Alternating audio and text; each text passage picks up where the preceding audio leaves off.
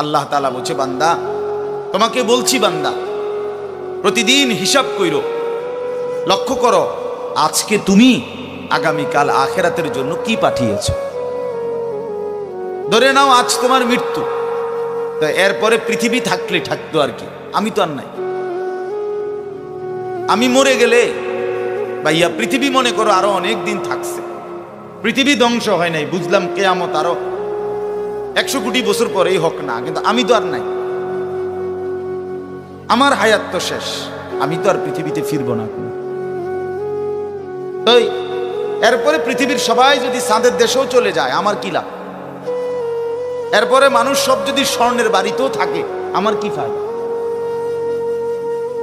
আমার ফায়দাটা কি ভাই? বাবা বলেন,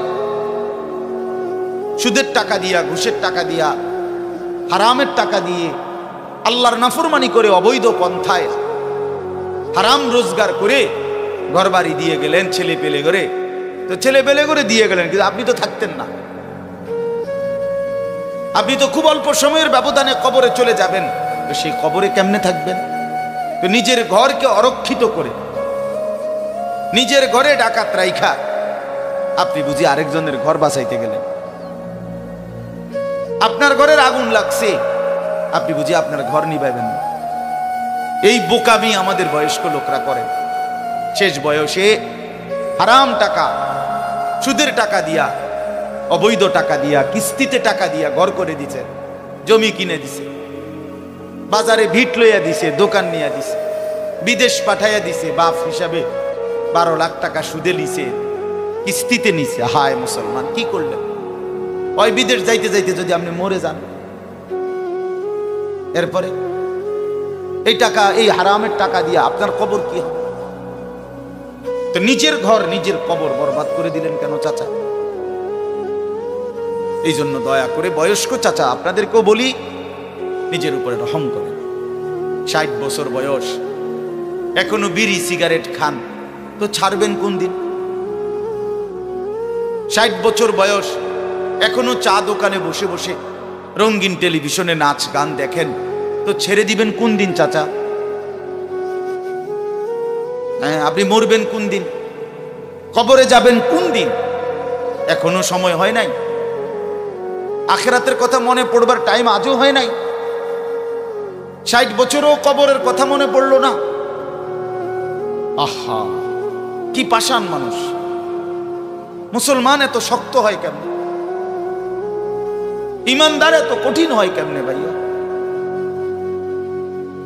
এই জন্য দয়া করে আল্লাহ তাআলা আমাদের কাছে চায়, বান্দা তোমাদের ইমান, তোমরা মুমিন, তোমরা আমার ইমানদার বান্দা। এই জন্য আমি তোমাদেরকে বলছি, ইত্তাকুল্লাহ, ইত্তাকুল্লাহ, ইত্তাকুল্লাহ, ইত্তাকুল্লাহ। তোমাদেরকে বলছি, আপন মনে করে বলছি, তোমাদের ইমান আমি নিলাম, তোমাদের মুসলমানের পরিচয়টা আমার দেওয়া।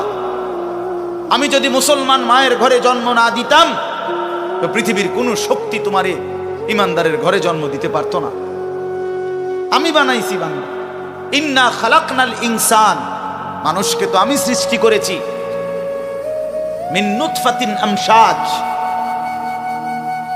স্বামী স্ত্রীর মিশ্র বীর্যের ফোঁটা থেকে আমি বানিয়েছি। তাহলে কোন ঘরে কাকে দেব, কোন দিনের মিলনে কাকে দেব, এ তো আমার ফয়সালা, আল্লাহ তাআলার ফয়সালা। এই জন্য বাপ আমার, আল্লাহ তাআলা আমাদেরকে ঈমান দিয়েছেন, আমাদের মুসলমানের পরিচয় দিয়েছেন। আমি 72 বছর বয়স, এমন বয়স্ক লোক, উনি হিন্দু, ওনারে আমি কালেমার দাওয়াত দিছিলাম 2.5 ঘন্টা, 3 জন আলেম নিয়া 2.5 ঘন্টা আমি ওনারে বুঝাইছি। ওনার 2 ছেলে মুসলমান হয়ে গেছে, মুসলমান বড় হয়ে গেছে, ওরা বাচ্চা কাচ্চা নিয়ে সংসার। কিন্তু ওই চাচা 72 বছর বয়স, আমি নিজে অজরে কাঁদছি বেচারার সামনে, ওই চাচার সামনে চোখের পানি ফেলে কাঁদছি। আমরা 3 জন মাওলানা কাঁদছি ওনার সামনে, যে চাচা আপনার 2টা ছেলে মুসলমান, আপনি কালেমাটা একটাবার পড়েন, আপনি জাহান্নামের আগুন থেকে বাইচা যাবেন। উনি বলতেছেন আমি এটা পড়বো না, পড়ে নাই, একবারও বলে না। তখন আমি আমার সাথীদেরকে বললাম, দেখেন 72 ৭০ বছর জীবনের চলে গেছে, এই লোকটার জবান দিয়া কোনোদিন তার মালিকের নাম উচ্চারণ হয় না। আর অথচ আমরা সেই ছোট্টবেলায় 2 বছর বয়সে মায়ের কাছ থেকে যখন কথা বলা শুরু হয়েছে, আমাদের মার মাধ্যমে, বাবার মাধ্যমে, ছোটবেলায় মক্তবের হুজুরের মাধ্যমে থেকে শুরু করে আজকে পর্যন্ত কত লক্ষবার, কত হাজারবার এই কালেমা আমরা আল্লাহ তাআলা আমাদেরকে উচ্চারণের তৌফিক দান করেছে। এই নিয়ামতের কি শুকর বাপ? আল্লাহ তাআলার এই দয়াটার শুকরিয়া কি করবেন? আল্লাহ যে আমারে মুসলমানের ঘরে জন্ম দিছে। আমি যদি কোনোদিন কালেমা না চিনতাম, আমি যদি কোনোদিন ইমানদারের ঘরে না হতাম, আমার জবান দিয়ে মৃত্যু পর্যন্ত যদি কোনোদিন কালেমা লা ইলাহা ইল্লাল্লাহ উচ্চারণ না হতো, তো আমার মৃত্যু হলে কি পরিণতি হতো? চির জাহান্নাম। পৃথিবীর সমস্ত ভালো কাজও যদি কোনো বেঈমান করে, আল্লাহর কসম হাসরের ময়দানে তার এক কানা করি বিনিময় পাবেন। পৃথিবীর সবগুলো ভালো কাজও যদি, ঈমান এতটা দাম। ঈমান বিহীন, কালেমা বিহীন পৃথিবীর সমস্ত ভালো কাজ আখিরাতে কোনো মূল্য। ফালা নুকিমু লাহুম ইয়াউমাল কিয়ামাতি ওয়াজনা।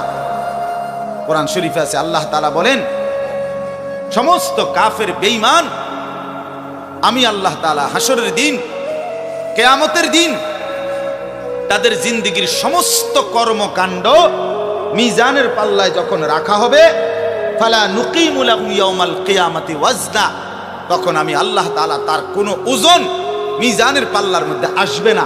100 গ্রামও হবে না, 10 গ্রামও হবে না। মানে ঈমানবিহীন কোনো আমলের, কোনো কর্মকাণ্ডের, কোনো ভালো মন্দ, কোনো কাজের, ভালো কাজের বিনিময় নাই। আল্লাহ তাআলা আমাদেরকে ঈমান দিয়েছেন, আল্লাহ তাআলা আমাদেরকে মুসলমান পরিচয় দিয়েছেন। জন্ম থেকে, ছোট্ট থেকেই আমরা প্রত্যেকেই বলতেছি আমি মুসলমান, আমি মুমিন। এটা অনেক বড় সৌভাগ্য বাপ, অনেক বড় ইহসান ও করম, মালিকের অনেক বড় দয়া, অনেক বড় দয়া। এখন আমরা যেহেতু এটা আমরা জানি, মানি, আচ্ছা মনে করেন এখানে এইখান থেকে যত মানুষ এখানে, ছেলে, ছোট বড় ছেলেরা, বাবারা, আমাদেরকে যদি কালেমা বলতে বলে, আমরা কি সবাই বলতে রাজি হব না? কথা বলেন না কেন? আমাদের কারো কোনো সংকোচ আছে?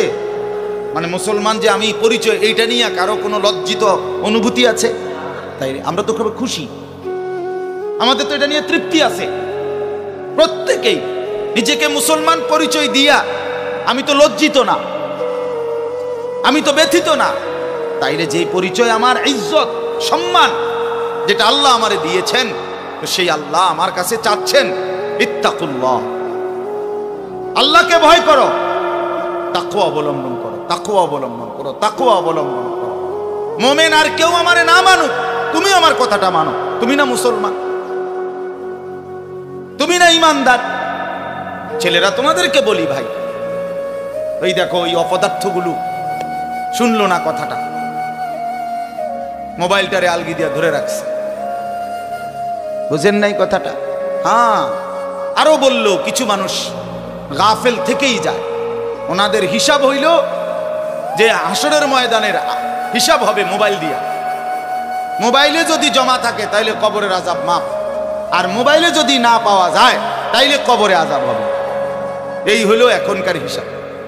এই জন্য যা দেখি, যা যখন যেটা সামনে পাই, আজকে আমাদের মাথায় ঢুকায় দিছে, যেটা পাও এইটারে মোবাইলে ধরে রাখবে, মোবাইলে উড়াইবা। কারণ হাসরের ময়দানে প্রত্যেক ফেরেশতা প্রত্যেকের শুধু মোবাইলটা জমা নিব, এবারে মোবাইলটা কম্পিউটারে চেক দিয়া ব্যস্ত দুজন। এই না হিসাবটা? কি মনে করে? আজ আমরা এটা মনে করি, এটা মনে করিনি। মোবাইলে 1 লক্ষ ওয়াজ আছে, তো কি হইল? মোবাইল আপনার 100 হুজুরের লগে আপনার একটা ছবি আছে, তো এরপরে কবরের আযাব মাফ। কথা বলেন না? হাসরের ময়দানের বিচার আচার মাফ, তো কি হলো? কি হলো ভাইয়া? আল্লাহ আমাদেরকে বুঝ দান করেন। এই জন্য ভাই আমি বললাম, এটা আল্লাহ তাআলা আমাদের কাছে তাকওয়া চায়। এখন তাকওয়া কি? এই যে আমরা বলি আল্লাহকে ভয় করো, আল্লাহকে ভয় করো, আল্লাহকে ভয় করো, মানে কি? তাকওয়া মানে কি? তাকওয়া মানে হলো আল্লাহকে ভয় করা, মানে হলো দুই জিনিস, তারকুল মুনকারাত, ফি'লুল খায়রাত। সমস্ত গুনাহ ছেড়ে দেওয়া, সমস্ত হুকুম আল্লাহ এবং তার রাসূলের আদেশ পালন করা, পালন, এই তাকওয়া। তো আল্লাহ তাআলা বলেন, তোমরা যারা মুসলমান, তোমরা যারা মুমিন, আমি আল্লাহ তোমাদেরকে বলছি সমস্ত গুনাহ ছেড়ে দাও, সমস্ত ইবাদত হুকুমে আমার আদেশ পালনে লেগে যাও, লেগে যাও। চুরি, ডাকাতি, জিনা, ব্যভিচার, মদ, জুয়া, সুদ, ঘুষ, নাচ, গান, নাটক, সিনেমা, অশ্লীলতা, বেহায়াপনা, বেপরদেগি, বেহায়াপনা, অসভ্যতা, নোংরামি ছেড়ে দাও বান্দা, ছেড়ে দাও। আমার ইবাদতে লেগে থাকো। কেন নামাজ পড়বা না বান্দা? আল্লাহ যেন জিজ্ঞেস করছে, হায় আমার ইমানদার বা, আমি না তোমারে মুসলমান বানাইলাম?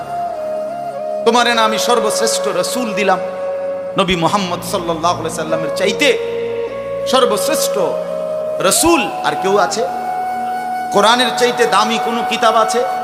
ইসলামের চাইতে দামি কোনো ধর্ম আছে? আল্লাহ তাআলার চাইতে বাদ দিয়ে আর কোনো মালিক আছে? তো আল্লাহ বলেন, আমি তোমার মালিক, আমার নবী মুহাম্মদ সাল্লাল্লাহু আলাইহি সাল্লাম তোমার রাসূল, কোরআন তোমার কিতাব, ইসলাম তোমার ধর্ম। অতএব তুমি কেন ভুল পথে যাইবা বান্দা? তুমি নামাজ পড়বা না কেন? তাইলে নামাজ তুমি যদি না পড়ো, তো এই নামাজ তাইলে কার জন্য দিলাম? হালাল হারাম এটা কার জন্য দিলাম? আমি আল্লাহ। আমার রাসূলকে 23 বছরে আমি সমস্ত কিছু বলাইলাম, তাইলে কার জন্য? আমাদেরই যদি পছন্দ না হয়, ছেলেরা তোমরাই যদি নামাজ না পড়ো, তো মুসলমানের ঘরে জন্ম নিয়ে যদি তোমারই সেজদা দিতে মনে না চায়, তো তোমার সাথে বেঈমানের তফাৎ কি বেটা? এই অপদার্থ যারা সেজদা দাও না, নামাজ পড়ো না, তুমি জানো মিয়া, যেই কপাল সেজদা দেয় না, হয়তো মানুষের বাচ্চা না, সমস্ত বেনামাজি এ তো হাইওয়ান, এ তো চতুষ্পদ জন্তু, এ তো চতুষ্পদ জন্তু বাবা। যে কপালে সেজদা নাই সে শয়তান, যে কপালে সেজদা নাই সে ইবলিস, যে কপালে সেজদা নাই সে মালউন, আল্লাহ তাআলার পক্ষ থেকে অভিশপ্ত। কোরআন শরীফে আছে। ইবলিসকে কেন ইবলিস বলে? সেজদা দেয় না। শয়তানকে কেন শয়তান বলল? আগে কি তারে শয়তান কইতো? সেজদা দেয় নাই তো এখন থেকে শয়তান, সেজদা দেয় নাই এখন থেকে ইবলিস, সেজদা দেয় নাই এখন থেকে রজিম, অভিশপ্ত, সেজদা দেয় নাই। এই কারণে আল্লাহ বলছে, ওয়া ইন্না আলাইকা লানাতা ইলা ইয়াউমিদ্দিন, তোর উপরে কিয়ামত পর্যন্ত আমি আল্লাহর লানত। কি নিয়ে আসব? কি বলো ভাই? এত লানত নিয়া, আল্লাহর এত অভিশাপ নিয়া দুনিয়ায় চলবে কেমনে? আখিরাত চলবে কেমনে? জীবন মানে শুধু কয়টা ভাত মাছের নাম ভাইয়া? একটু ঘুমাইতে পারলাম, একটু খানা দানা খাইলাম, কয়টা টাকা রোজগার করলাম, যৌন চাহিদা, লজ্জাস্থানের চাহিদা পূরণ করলাম, খালাস, এরই নাম দুনিয়া? এ তো জন্তু জানোয়ারেরও পূরণ হয়। গরু, ছাগল, কুকুর, বিড়ালও তো খায় ভাই, এরাও তো ঘুমায়, এরাও তো পেশাব পায়খানা করে, এদেরও তো যৌন চাহিদা পূরণ করে। নাহলে কুত্তার বাচ্চা হয় কেমনে? বিড়ালের ছাও হয় কেমনে?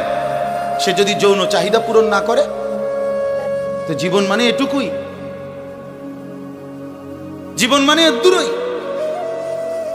তাহলে পার্থক্য কি আমাদের? পার্থক্য কোথায় বাপ?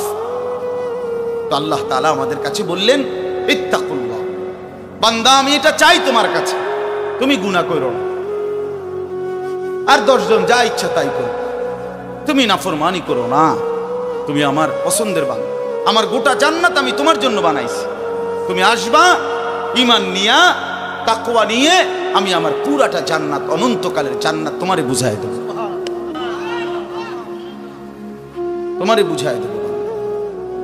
এই জন্য ভাই, দোস্ত আমার, বন্ধু আমার, আমি অনুরোধ, আমার কথা শেষ, আমি এতটুকু কথাই বললাম, গুনাহ ছেড়ে দিন। কেন মিথ্যা বলবেন? কেন নামাজ পড়বেন না? কেন সেজদা দিলেন না বাপ? আল্লাহ তাআলার সাথে এখানে একটা কথা আছে, লাস্টের আয়াত আমি শুনাইতেছি আপনাদের। বড় সাংঘাতিক একটা কথা আল্লাহ তাআলা বলছেন, আপনি শুনেন তো। আল্লাহ তাআলা আমাদের এখানে শুনাইছে, তোমরা যারা যারা আমার মুত্তাকি বান্দা হবা, তোমরা যারা গুনাহ থেকে বেঁচে থাকবা, নেক আমলে অভ্যস্ত থাকবা, আমার ওয়াদা ইন্নাল মুত্তাকিনা ফি যিলালিন ওয়া উয়ুন, আমি আল্লাহ তাআলা আমার সমস্ত মুত্তাকি বান্দাকে জান্নাতের ছায়াতেই রাখবো। উয়ুন, জান্নাতের নহর, দুধের নহর, মধুর নহর, মদের নহর, পানির নহর, 4টি নহর বেষ্টিত জান্নাতের মধ্যেই আমি তাকে 24 ঘন্টা থাকতে দেব। ওয়া ফাওয়াকিহা মিম্মা ইয়াশতাহুন, আল্লাহ তাআলা বলেন, এবং আমি আমার মুত্তাকি বান্দাকে তার চাহিদা মতো সমস্ত ফল ফলাদি খাদ্য আহার্য আমি তাকে জান্নাতে দান করব। কুলু ওয়াশরাবু হানিআম বিমা কুনতুম তা'মালুন, আল্লাহ তাআলা জান্নাতি বান্দাকে পুরা জান্নাত দেখাইয়া, কোটি কোটি নাজ ও নিয়ামত দেখাইয়া আল্লাহ বলবেন, বান্দা আরামসে নিশ্চিন্তে তুমি এই জান্নাতের যা মন চায় খাও, পান করো, বিমা কুনতুম তা'মালুন, তোমার সারা জিন্দেগীর আমলের বিনিময়, ওই যে কষ্ট করে নামাজ পড়েছো, রোজা রেখেছো, সেজদা দিয়েছো, তাহাজ্জুদ করেছো, দান সদকা করেছো, হজ করেছো, গুনাহ থেকে বেঁচে থাকছো, বিন নারী দেখো নাই, জিনা ব্যভিচারে যাও নাই, মদ জুয়ার আড্ডায় যাও নাই, সুদের টাকা খাও নাই, হারামের টাকা রোজগার করো নাই, বেপর্দা চলো নাই, আল্লাহ বলে বিনিময়ে আজ তোমার সমস্ত আমলের বিনিময়ে আমি আল্লাহ পুরা জান্নাত খুলে দিলাম, তোমার যা মন চায় তা আরামসে ভোগ করো। ইন্না কাযালিকা নাজজিল মুহসিনিন, আল্লাহ বলেন এভাবেই আমি সমস্ত নেককার বান্দাদেরকে বিনিময় দিয়ে থাকি। শুধু তোমারে না, পুরা জান্নাতের সকলকে দেখো আমি আল্লাহ তাআলা ভরপুর নিয়ামত দিয়ে পূর্ণ করে দিয়েছি। আমার ভাই, অতএব আমরা বোকা না। আমাদের মসজিদের ইমাম সাহেবরা 8,000 টাকা 10,000 টাকা ইমামতিতে চাকরি করে, খোদার 30 দিন কষ্ট করে চলে। বোকা এই কারণে না, বোকা না ভাইয়া। আপনারা ভাত মাছ খাইয়া যদি বড় হন, তো মোল্লা মুন্সি ওনারা কি সিরা খাইয়া বড় হয়েছে? তো ও তো বোকা না বাপ। কেমনে সুদে টাকা নিলে, কিস্তিতে টাকা নিলে, কেমনে কি করলে দুনিয়া আরো কামাই করা যায়, এটা না বুঝার কি আছে? বুঝে সবাই, কিন্তু কেউ আখেরাতের ভয়ে ছেড়ে দেয়, কেউ আখেরাতকে ভুলে দুনিয়ার নাফরমানিতে লেগে যায়। এই হলো তফাৎ, বুঝে না এমন না।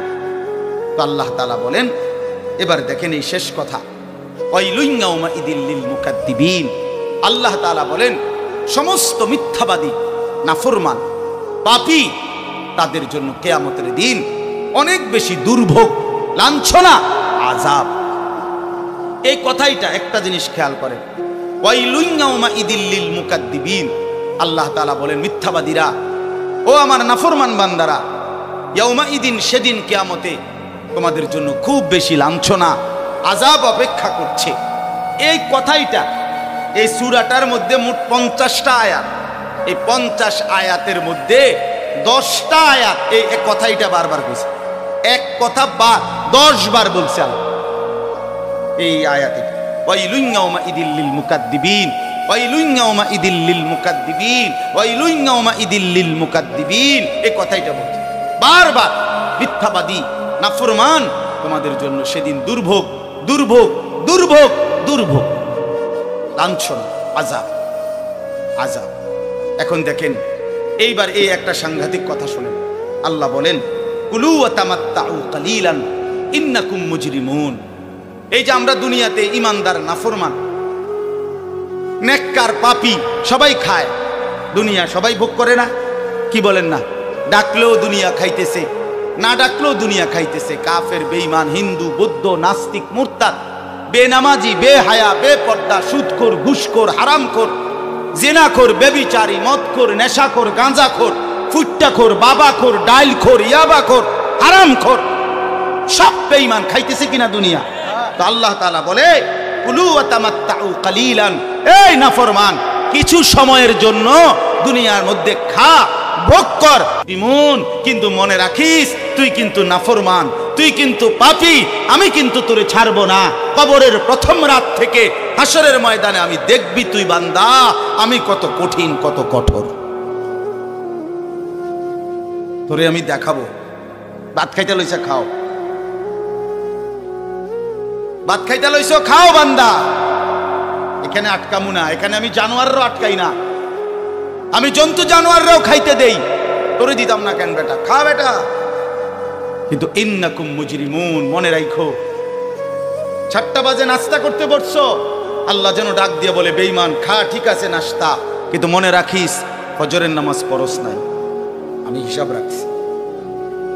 রাত 10টা বাজে খাইতে বসছো বেঈমান, ঠিক আছে খা, কিন্তু মনে রাখিস এশার নামাজ পড়ো নাই। ঘর করলা, ফার্নিচার বানাইলা, ঠিক আছে থাকো, তো মনে রাখো এগুলো সুদের টাকা, এগুলা কাস্টমারে ঠকাইয়া মিথ্যা বইলা ওজনে কম দিয়া ওই টাকা আমি জানি, আমি বান্দা দেখব। আবার বলতেছে আল্লাহ, মিথ্যাবাদী নাফরমান তোমাদের জন্য বড় বেশি দুর্ভোগ, লাঞ্ছনা, আযাব তোমাদের জন্য, আযাব। এই জন্য আল্লাহ তাআলা বলছেন। এরপরে আবার বলে দেখেন, ওয়া ইযা কিলা লাহুমুর কাউ লা ইয়ারকাউন, এই ছেলেরা তোমরা সবাই শোনো, আল্লাহ তাআলা আবারও বলতেছে সমস্ত মিথ্যাবাদী নাফরমান তোমাদের জন্য হাসরের ময়দানে কেন লাঞ্ছনা হবে, এর প্রধান কারণ ওয়া ইযা কিলা লাহুমুর কাউ লা ইয়ারকাউন, যখনই বলা হতো নামাজ পড়তে, যখনই বলা হতো রুকু করতে, যখনই বলা হতো সেজদা দিতে, লা ইয়ারকাউন, আল্লাহ তাআলা বলেন সে রুকু করে না, সেজদা দেয় না, নামাজ পড়ে।